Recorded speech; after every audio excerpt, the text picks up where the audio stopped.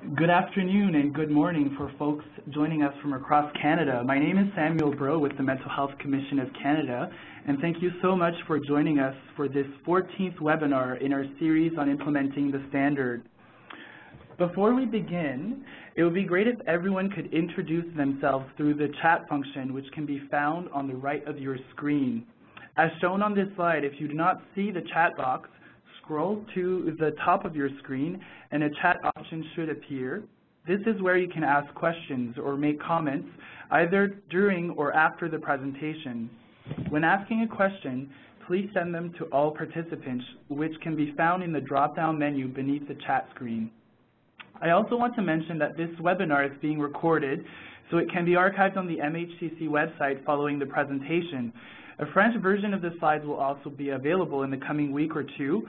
Due to the large number of participants today, you're all on mute. If you have a question for me only, please send it to the host, which can also be found in a drop-down tab in the chat function. So before we continue, I'd like to just give you a brief overview of who we will have speaking today. And so myself and Samuel Breau, working with the Mental Health Commission of Canada as a program manager with the workplace team. Also joining us today is Brad Blaisdell. Brad has over 30 years of senior leadership experience, increasing productivity, loyalty, employee engagement, satisfaction, and retention in industries ranging from publishing and commercial printing, telecommunications, environmental solutions, information, and professional services consulting. Brad has an MBA from the Richard Ivey School of Business, University of Western Ontario, and is a seasoned corporate consultant and advisor aligning people and teams within organizations to excel. With a career path that focuses on organizational effectiveness and achieving high performance, Brad has embraced the opportunity as Managing Director of the Respect in the Workplace program at Respect Group, Inc. for the last 3 years. Brad stands for creating working environments that are driven by respect, that consistently deliver on and exceed expectations. We also have Marcia Buchholz joining us, who is currently the Associate Vice President of Human Resources at the University of Calgary. She has leadership expertise in large private and public sector human resources organizations and a background in professional services human resources consulting, formerly with IBM, Hewlett-Packard, and Ceridian Canada. Her areas of expertise include HR strategy, performance management, succession management, change management, talent management, employee engagement, and has led HR service delivery, transformation, and business integration projects. And so we are thrilled today to be gathered with such high esteemed experts and looking forward to delivering this presentation. And so today we'll be briefly going over the National Standard for Psychological Health and Safety in the Workplace and spending most of our time talking about why respect matters, the Respect in the Workplace program, followed by University of Calgary's own journey with the Respect in the Workplace program. And then with a little bit of time at the end, we'll spend some time answering questions from the audience. And so the National Standard of Canada for Psychological Health and Safety was released in January 2013, and it's the first in the world and in Canada. And really the intent of the National Standard is to highlight wellness for all, to reduce stigma, and really create happier workplaces where productivity is enhanced and everyone feels comfortable talking about workplace mental health. And so the purpose of the standard is really twofold. One, for preventing psychological harm due to conditions in the workplace, but the other really is to promote psychological health for all employees in the workplace. And so the standard is a set of guidelines, tools, and resources focused on promoting employees' psychological health and preventing harm due to workplace factors. It is a voluntary set of tools, and so it does not create new legal obligations, but does describe a set of best practices which can be referred to. Ultimately, it facilitates a positive shift in workplace culture. And so under the standard, there are 13 psychological factors that organizations can focus on, one of which includes civility and respect. And so for organizations looking to implement a program or an initiative in regards to respect today, we are very fortunate to have the Respect Group, Inc. talk about their programs. And so I will pass it over to Brad to give us an idea of what they're doing.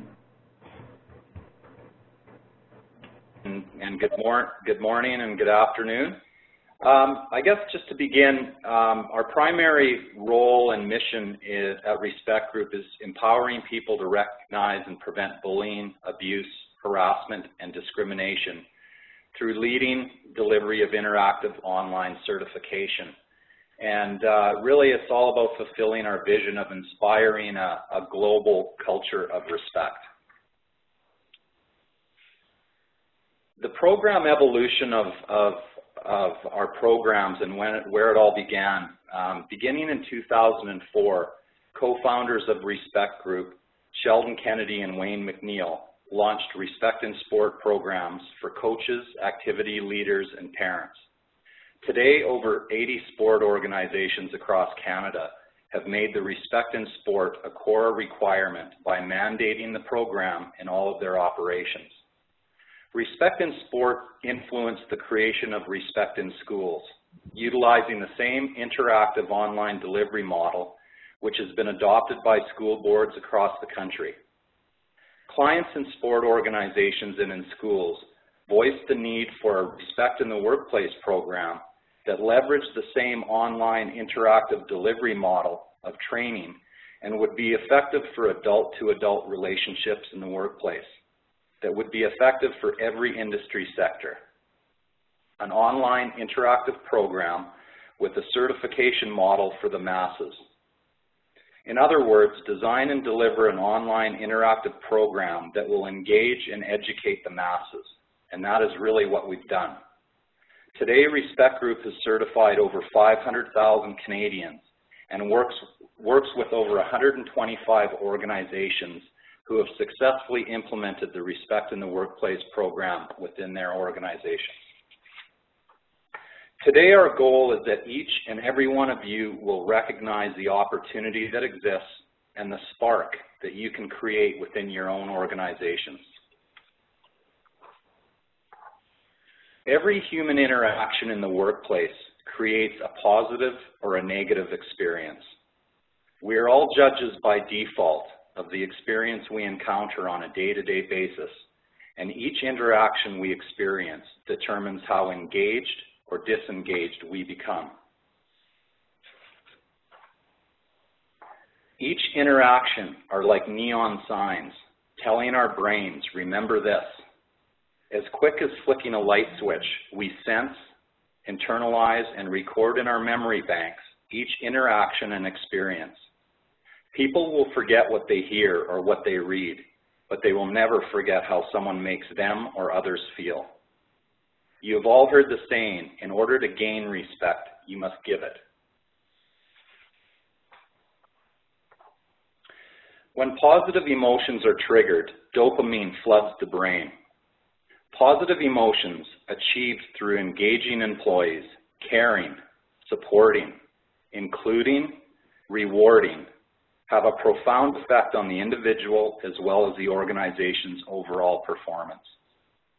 We all can think of a person or persons in our lives that have sparked our creativity, our passion, our commitment to do our very best. Very likely those people not only respected you, but also all of those around you as well. How does this situation or picture make you feel? When ideas, suggestions, or work is dismissed, ignored, or when people are critical and hurtful, this is the result. Disengagement, checking out or tuning out, hurt, sick, damaged.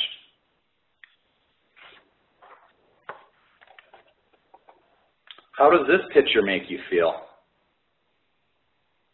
Engaged, appreciated, motivated, moving forward as a team and part of the big picture. This is what we want to see. This is the environment we all want to be in. Successful collaboration is not possible without trust, feeling safe to express oneself, and respect. If missing, the best idea in the room might not be shared. Our fundamental need and primary driver for career satisfaction is pretty simple. It's to matter and to be treated with respect. What is the link to respect in the workplace? Let me show you.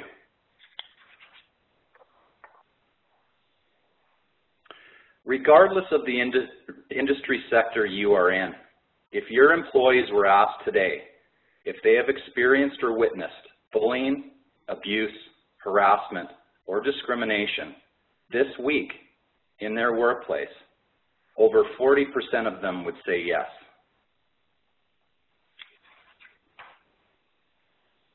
Bullying, abuse, harassment, and discrimination, or as we refer to it as bad. These are just some of the common behaviors that are associated with bad. Insulting, making threats or intimidating behaviors, abuse of power. Bad can come in the written form. Inappropriate gestures or gossip. Behaviors defined by the criminal code. We continue to see a steady increase in these behaviors in the workplace, and regardless of the industry sector you may fall into, the impact and damages incurred are the same.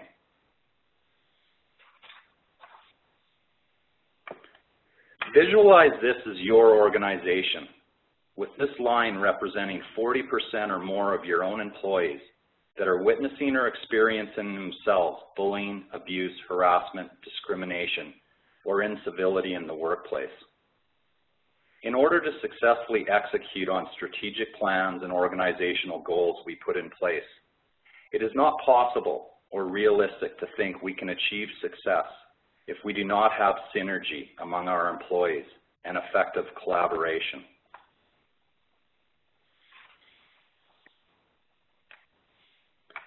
Bullying does not just happen on the playground or in the arena. It's clearer than ever that it's a real problem in the workplace that requires action and leadership. You cannot turn on the radio, pick up a paper, or watch the news without reading, seeing, hearing more of the same. It's bad. Next slide, please. Effects of bad in the workplace. Recruitment and retention. Reputation of the organization. Mental health and well-being. Possibility of lawsuits, investigations. Disengagement, low productivity.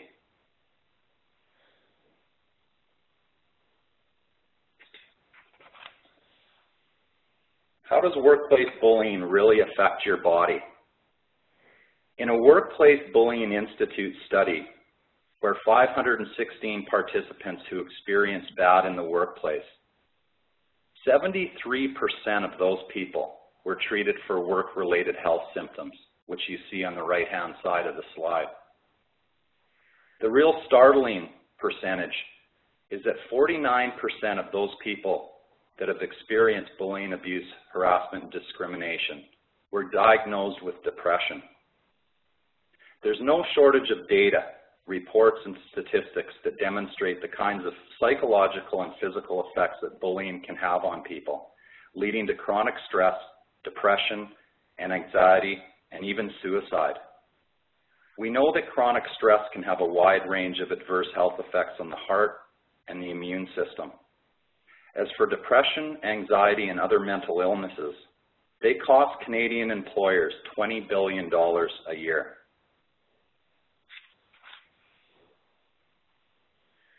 So making it real for my organization. So what does one employee mediation, grievance, or investigation cost? What does one stress leave cost? What does backfilling cost? What does employee turnover cost? What is our average number of sick days per employee per year? What's our current retention strategy? Why are we losing good people? Generation X, Generation Y, baby boomers, retiring employees, multicultural workforces, If you add all these factors combined with our workplaces, mixing and managing 4 generations of employees with increased multicultural workforces, the workforce environments we work in are very ripe for incivility to take place and the productivity losses that are associated. What's not included in this list are the legal costs, lawsuits, and associated financial and damages to organizations' reputation, which we're seeing more and more of across Canada, and they are significant. It's an expectation that every employer create a psychologically safe workplace as one that does not permit harm to employee mental health, one in which every practical effort is made to avoid reasonably foreseeable injury to the mental health of employees. With over 40% of employees currently experiencing incivility in the workplace, we think it is safe and warranted to say that our organizations today are sick and that we are really enabling bad to exist. It's clearer than ever that it's time for change. Are we going to eliminate bad entirely? No. But as you will see, we can significantly reduce the instances of bad from occurring and provide organizations with a roadmap and solid foundation for every employee so that the organizations can get on the road to recovery, which clearly is needed and wanted. Case in point, the number of you that registered for today's webinar, Respect Matters.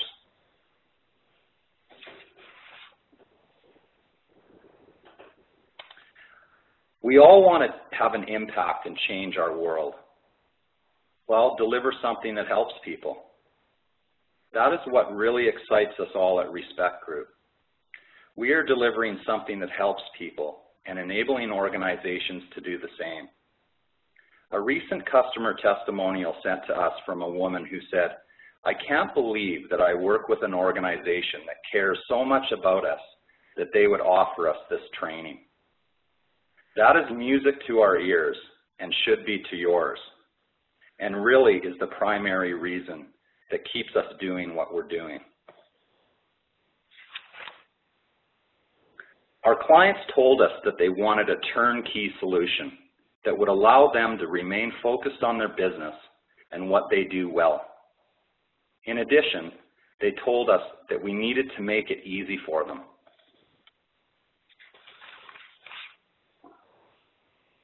We've made it simple.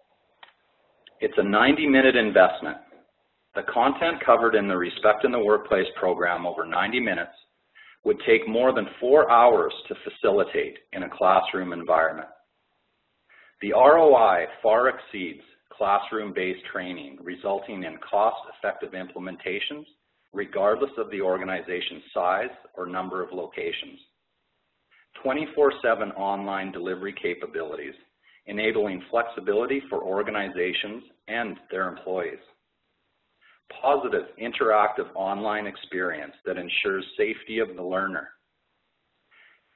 Engaging instructional design that provides animated workplace scenarios, impact statements, expert clips, and interactive questions and answers. Each participant has the ability to come and go in the program. Simple point-and-click interface, making it easy for all participants, and flexibility to come and go in the program, with the program remembering where they last logged off.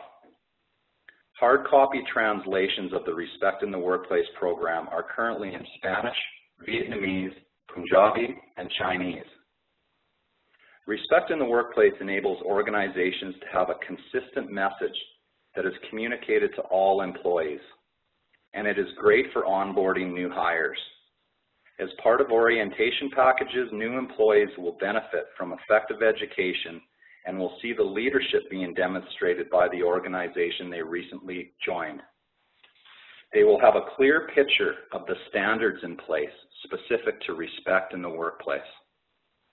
The Respect in the Workplace program enables your organization to personalize your program with your logo, rotating images, as well as optional personalized leader message so that your employees immediately see and feel that you've designed the program and it's not some off-the-shelf generic program. It becomes your organization's Respect in the Workplace program, which results in engaged employees who appreciate the opportunity to participate. We get it all the time in post-program employee survey results. Respect certified organization, a full user certification, recertification, reporting and databasing, value add for all stakeholders. Being able to say that you are a Respect certified organization improves your brand, reputation, and demonstrates proactive leadership to all of your stakeholders. Integrated handout sections that link to your existing organization's specific policies, procedures, and codes of conduct. We enable you with a delivery model that serves as a proactive risk management tool. Basically, it becomes your risk management platform. This next slide just illustrates the ability to customize the program to your specific organization. So as you can see in the top left, we incorporate your corporate logo. Also, we have rotating images in the program that organizations have the opportunity to either provide us, or we can run generic images that run throughout the program. And the goal is really to personalize the program so as soon as your employees log in, they feel that you developed the program for them. Next slide, please. Participants that are involved with Respect in the Workplace all take a post and pre-survey. And this is just a sampling of an organization with 1,000 employees. And the point that really stands out here that we want you to focus on is you can see in the pre-column, in the bottom row, that only 5% before they did the program said that they engaged in these behaviors: bullying, abuse, harassment, and discrimination. What we really like to see is following program completion, the 90 minutes that they participated, that jumped to 31%. So basically a difference of 26%. And really what that tells us is illustrated in the next slide.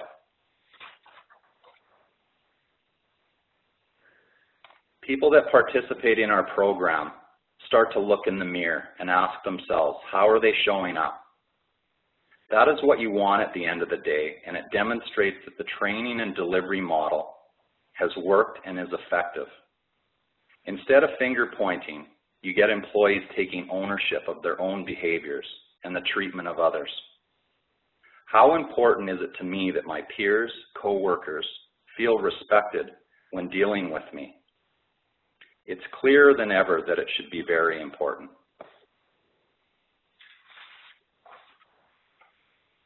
Here's an example of an organization in Alberta, Alberta Human Services, that has recently participated in the program, and this is the employee feedback. So did they find that the training was easy? 98% said yes. Was this training convenient for you? 91% said yes. Now that you've taken this training, do you think that bad at work has a negative impact on the person targeted?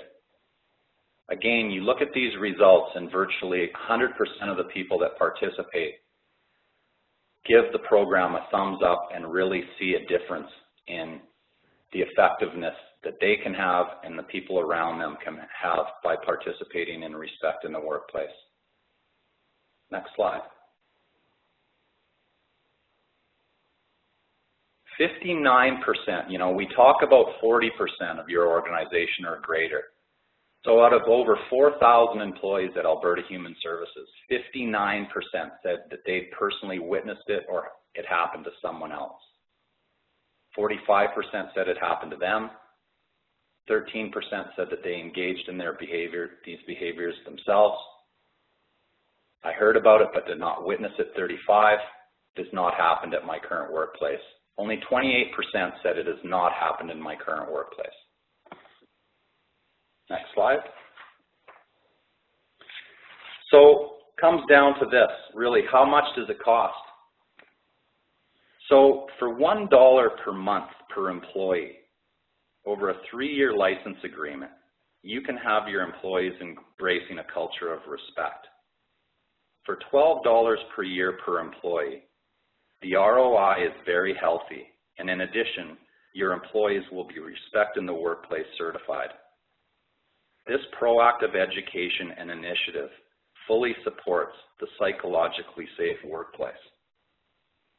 We'd like to say to organizations that are considering respect in the workplace that you're currently spending more on coffee for your employees in one day, and that $12 invested annually per employee will significantly decrease the productivity losses that are associated with bad and incivility in the workplace. So what comes out of it with respect in the workplace? What do you get at the end of the day? Well, you get articulated standards. You're focusing on employees' well-being. You're embracing a culture of respect with all of your employees. You have empowered bystanders. And empowered bystanders is really how you end bullying, because people that are educated and feel safe to know what to do in the event that they witness or experience discrimination, harassment, and bullying, step in and stop it. They stop it before it even gets to human resources, which is really what you want. Confidence in dealing with difficult issues. A proactive risk management system. You get engaged teams, engaged employees, and improved recruitment and retention.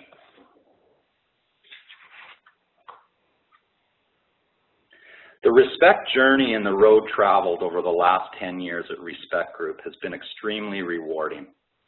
To work alongside with the University of Calgary over the last 2 years, inspiring a culture of respect at the University of Calgary, has demonstrated significant leadership from the university and effective education for its most important asset, its people. By working together, we are moving the line and making a difference.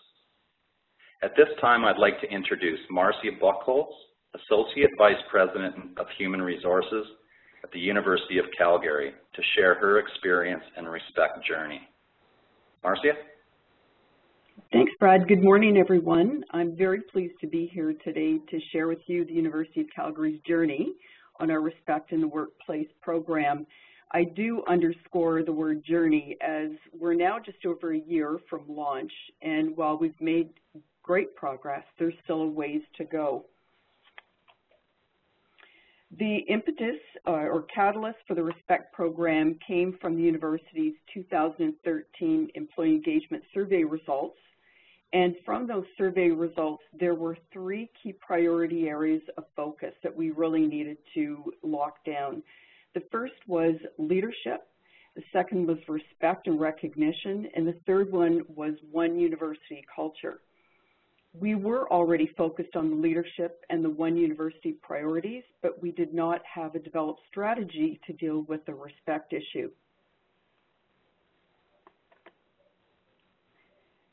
The engagement survey results showcased the need to increase respect at the university, but there were other drivers for us as well. Utilization reports from our Employee and Family Assistance Program provider LifeWorks indicated that workplace stress and conflict were on the rise. And at the time, the university was trending at 16.3%, whereas the industry average was 10.6%. In addition, with the release of the Canadian Standards Association's Psychological Health and Safety in the Workplace, we knew we needed to get ahead of these standards to ensure that we were going to be compliant for the future. Our strategy for Respect in the Workplace program also needed to be directly aligned to our organizational strategy, our academic and research plans, as well as our people strategy. And this would ensure that the program would get the focus and priority that it required, but employees would also see the connections to the engagement survey results. So the university went to RFP, and the Respect Group was awarded the contract. The Respect Group has a stellar reputation for delivering Respect programs, and also they're an established organization through their Respect in Sport and Respect in School programs. They've also partnered with the Canadian Red Cross and have an intuitive e-learning module that really made for easy implementation. So we decided to start by piloting the Respect online module with our senior leadership team, which was about 45 employees, to get their buy-in. And after taking the online module, the majority of leaders felt the program was valuable and that the program should be available to all employees. Also, 75% indicated that they also have witnessed harassment and bullying in the workplace, and they all agreed that this behavior has negative consequences for our work environment. Lastly, 82% of our senior leadership team felt that all employees should have this training. So we had some very positive messages from our senior leaders. However, the most important leadership came from our president, Dr. Elizabeth Cannon. I've included her introductory message to the Academy in the link just for your information. You can look at it at your convenience. Based on the positive results of our senior leadership team pilot, our executive then approved the rollout of the program across campus, and we moved ahead with a May 2013 launch date. But in addition to this, our executive also requested that Human Resources develop a robust program that didn't just focus on the module, that we actually had a full suite of products, or pardon me, programs that would really help to ingrain respectful behavior into our daily operations. So the benefits of the program, there is the expectation of a number of benefits from the implementation of this program: retention, engagement, reduced grievances, and so on. And once we fully roll out the program, many of these become metrics for the further evaluation of the program. In terms of the makeup of the university, we have over 6,200 full-time equivalents at the university, and there's many diverse employee groups. This includes our academics, our administrative staff, and our support staff. And like any organization, there are also a number of dynamics between the various groups that can result in disrespectful behavior and/or incivility.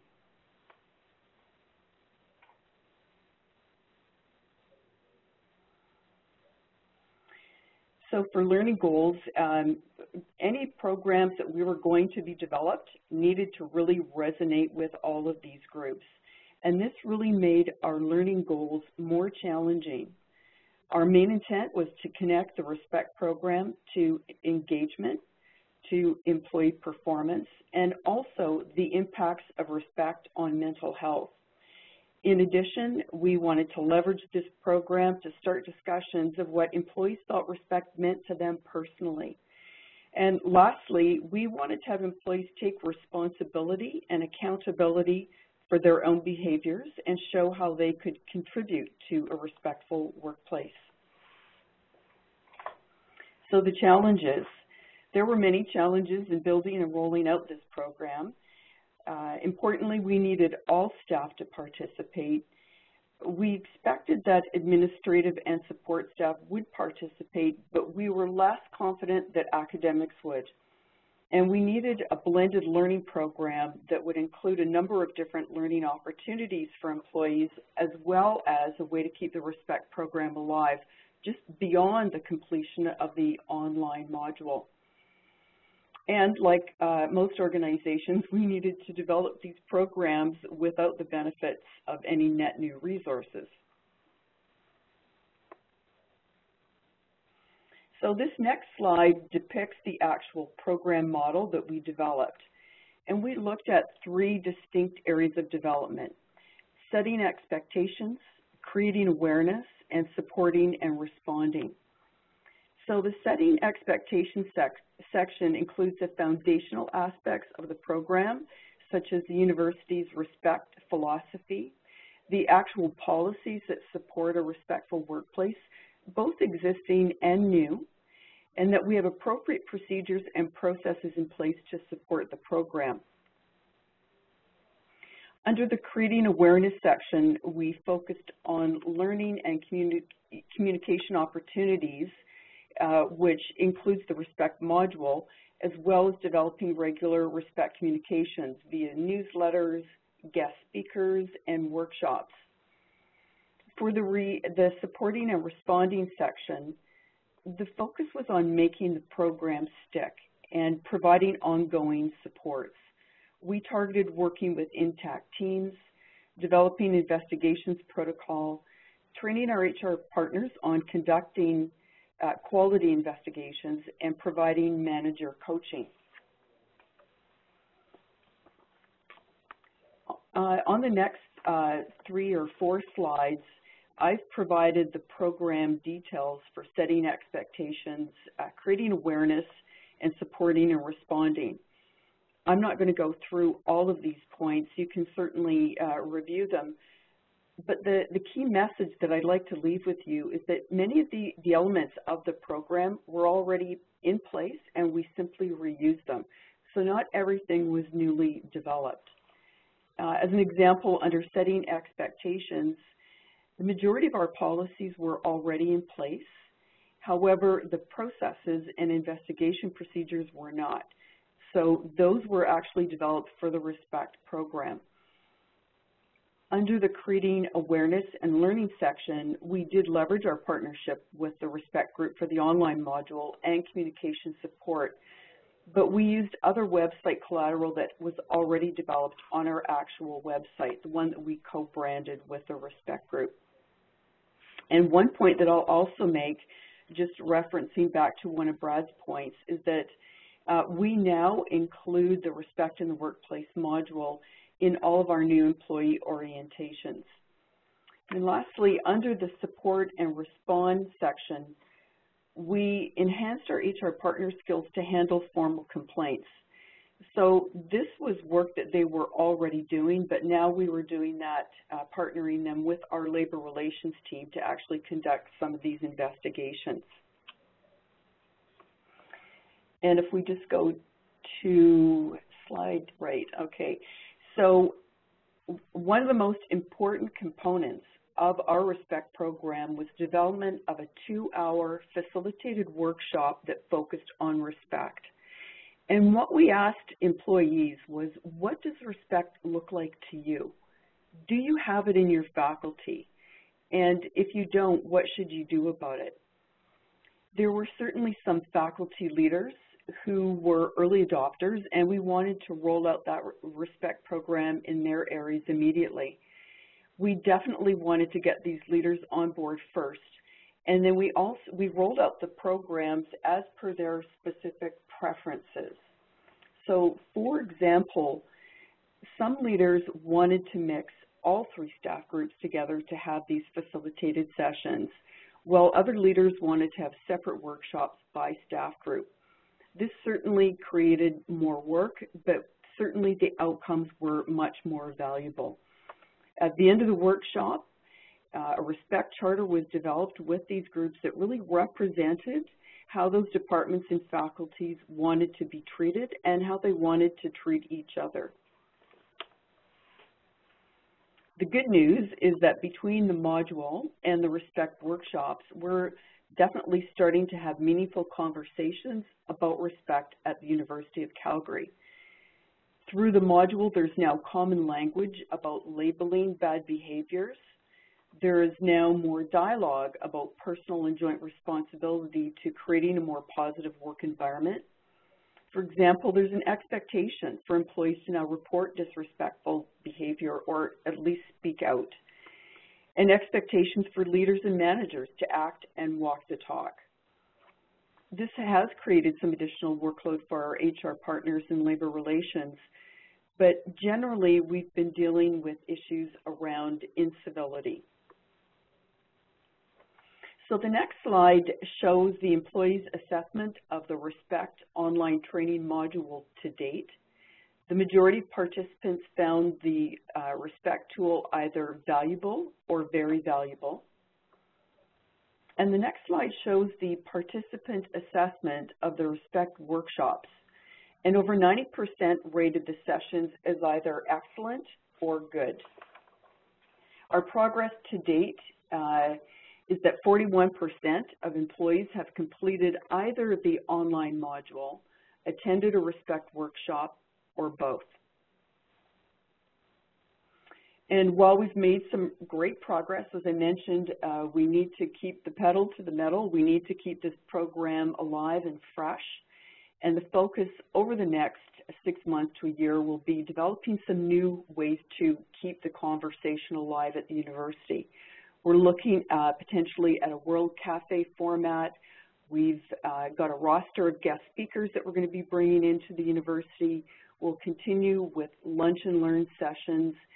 And again, looking at leveraging some of our HR practices around work-life and well-being, and developing a newsletter that would also include content for Respect.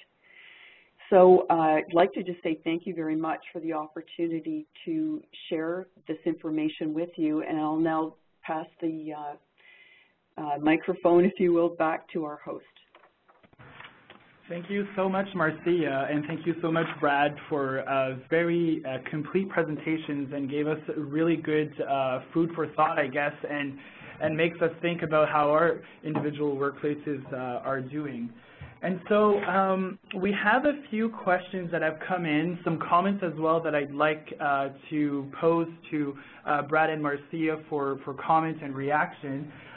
So in the meantime, I would strongly encourage participants to ask questions in the chat function, and that way we can feed them to the presenters.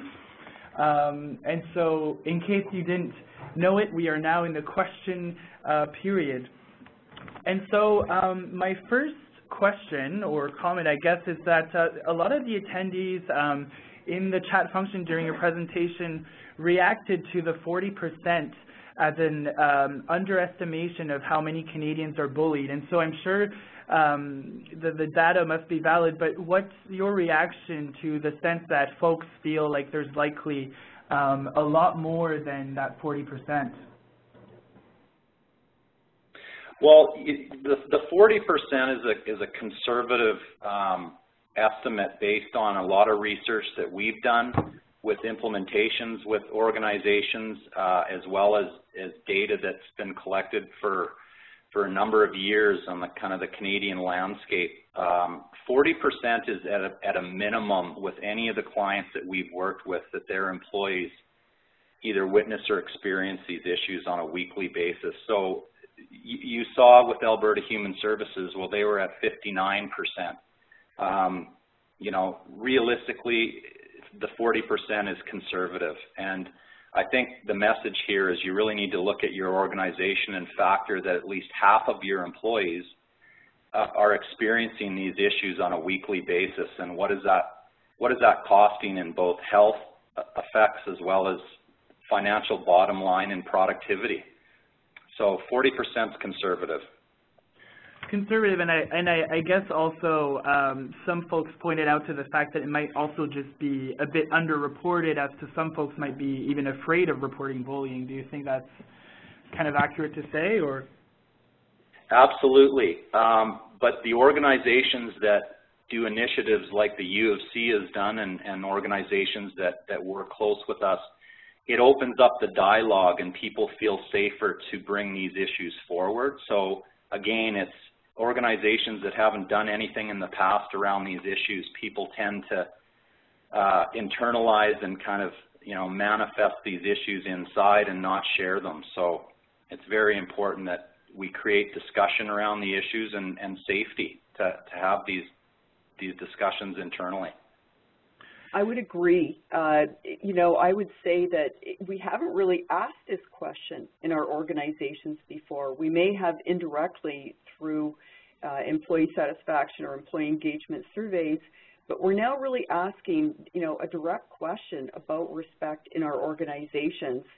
And I think there is an element of fear. I think that a lot of this is underreported, and until we start making the organization a safe place to actually start having these meaningful conversations, I think we'll still see the same kind of numbers that we're seeing today that are largely unreported. That's some great points. And I wonder, I guess, in tandem to that or linking to that point, if stigma doesn't play a role in this as well, in the sense that some organizations have policies in place, but they still feel like they're not being used effectively or that people know it exists. So in your experience, Brad, I guess how does one overcome the stigma to actually getting to that step of having those conversations like the University of Calgary has done so well? Well, just again, it's all about leadership, and it's all about leaders within the organization realizing that it's a big issue and that we need to take care of our people and demonstrate to them that we care. And by, you know, when I talked about that testimonial that came from the woman that said, I can't believe that my organization cares enough about all of us to provide us training like this, that immediately gets people engaged and feeling safe and moving forward in establishing a culture of respect. And until you make those efforts, you're not going to see a lot of change. Like, policies and procedures are fine. They're needed, but that doesn't change behavior. Education does. Interactive education that engages people to actually look in the mirror in the morning before they show up to work and say, you know, how am I going to show up today? So it's efforts like this that get the discussion going, and once you open up an avenue for people to feel safe, there's nothing but win-win written all over it. Some great points, and I especially appreciate the point of like the ability of making it personal and getting each individual to take responsibility and reflect on how they may be contributing to some of the harms that are in that workplace. So a question for Marcia. In terms of program evaluation, we saw some notes on the satisfaction of employees. Are there any other indicators that you use to evaluate the program? And if so, would you be able to share some of those? Sure. So, I mean, besides our actual engagement survey, there's other indicators such as grievances, such as people away on disability. Our employee assistance program stats are very good in terms of identifying the workplace conflict issues. And so we would use all of those indicators and more in terms of actually measuring the effectiveness of the program moving forward. Great, thanks so much. And I guess a question for you, Brad, having seen the rollout of the program in different organizations, I was curious to see if all of the programs were as well developed as the University of Calgary's. I guess, does the success depend on if you have a program model, for instance, such as the University of Calgary's? You know, it's interesting. The majority of the organizations we work with, they embrace the online education, and then they ask a question, so what's next? And so we've developed a division within our organization called Respect Solutions that basically deals with keeping respect alive. So a number of initiatives that Marcia's leading at the U of C, such as you know, workshops, such as ongoing communications throughout the organization, whether that's through email, whether that's through newsletters, however the organization communicates to employees. It's all about, you know, keeping respect alive in the journey. It's certainly not a destination. It's ongoing, and as Marcia had said earlier, you've got to constantly be creative and come up with ways that keep the discussions going, and how do we incorporate respect in our ongoing meetings and our dialogue with our employees. So it's not just a flavor of the week, but it's how we operate and how our organization, what we stand for. And again, that increases your brand, it increases your stakeholder reputation, and as well it retains employees because they don't want to leave an organization that cares about their employees as much as organizations that adopt programs like this and make the effort. So it's definitely a journey, and we provide a very good foundation for all employees initially to get those discussions going and feeling safe and educated to know what to do in the event they witness or experience discrimination, harassment, and bullying. Really, it's about, I guess, a journey of continuous improvement, which is very similar to what the national standard actually promotes. And so I guess I was going to ask Marcia, and maybe I just got the answer from you, Brad, but Marcia, do you feel that you've fully implemented the program by now, or do you feel like it's an ongoing journey that will continue over the years? I would say that we've implemented a good chunk of the program. Certainly, the creating awareness and supporting and responding, it's the ongoing piece now that is going to become more challenging. You know, the key to success with this will be keeping the discussions alive, and it was already said that the way to actually do that is to make sure that we've got innovative and creative and exciting ways to actually keep that conversation alive. Excellent. This question might be for both of you to comment, so maybe I'll ask Brad first, and then maybe you, Marcia, can share from your experience. But we have a question from the audience where they've heard senior leaders dismiss bullying as something that happens on the playground, and so the idea that the word bullying removes the seriousness of the harassing behavior. What's your reaction to that?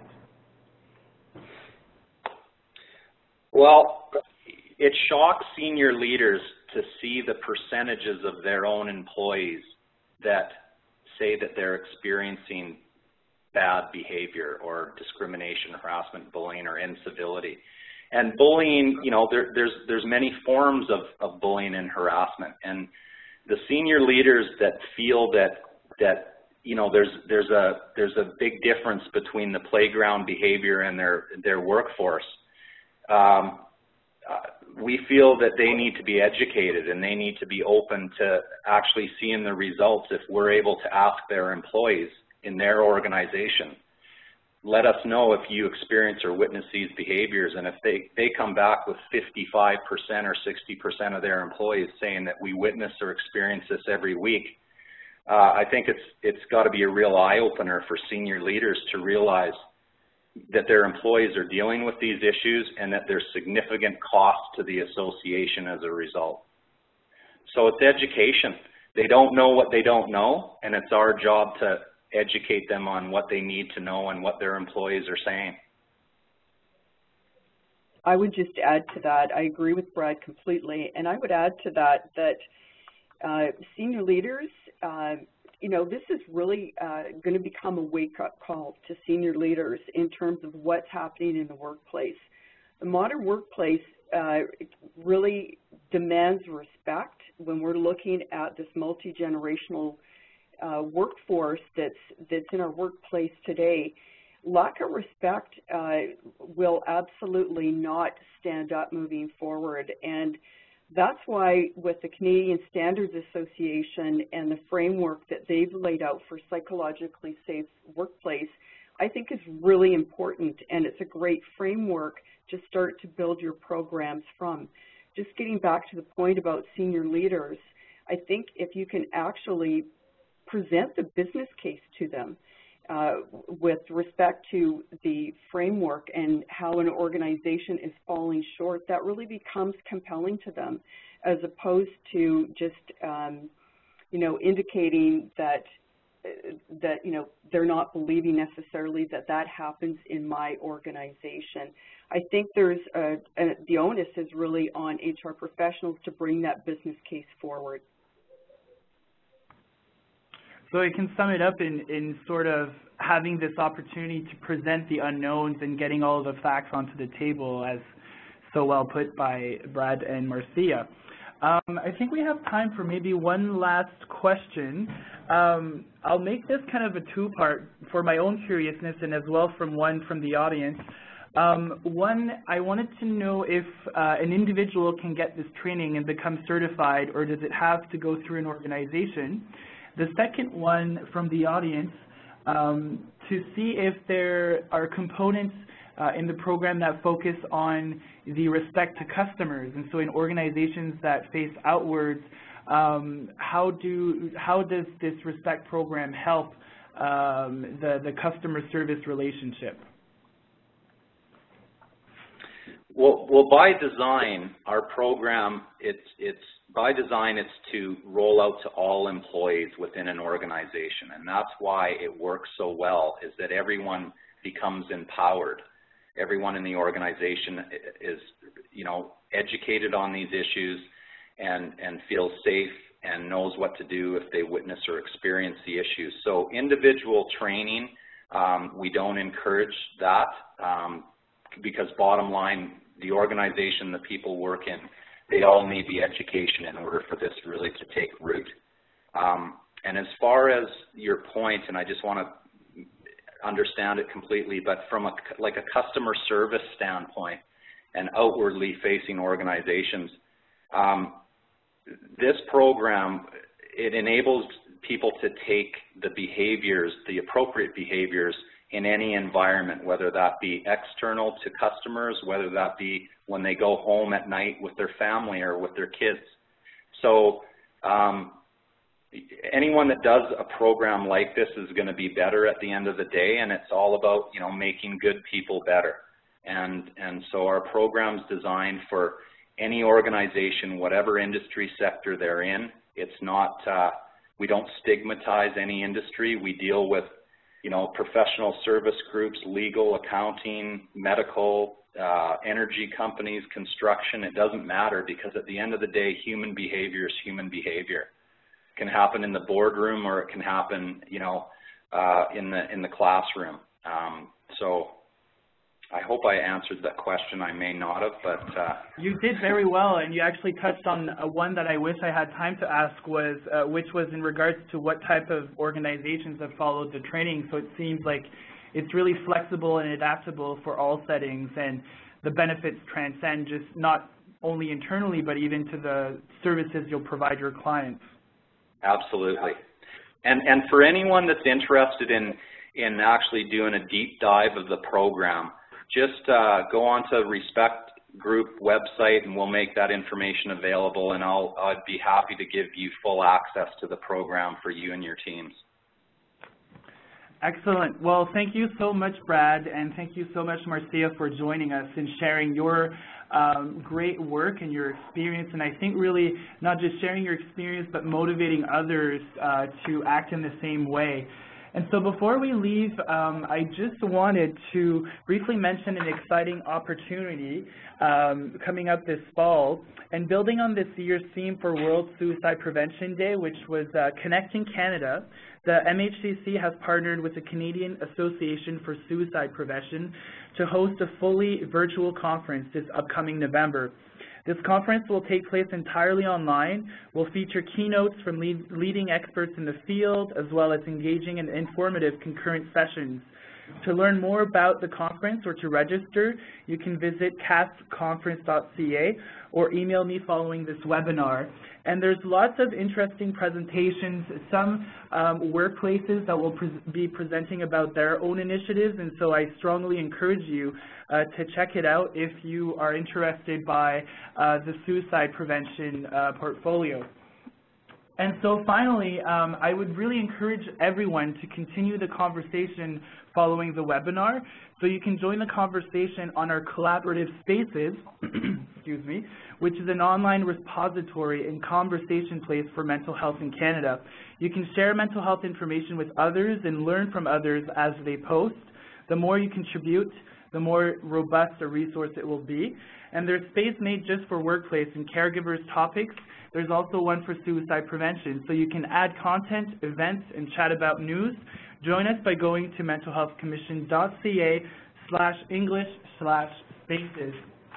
And so once again, I want to thank Brad and Marcia. Our next webinar will be on November 26th. And I'd like to ask you to take the time to fill out the survey that will pop up on your screen as you exit the webinar. It really helps us inform the topic for future webinars and really makes sure that we're answering your needs.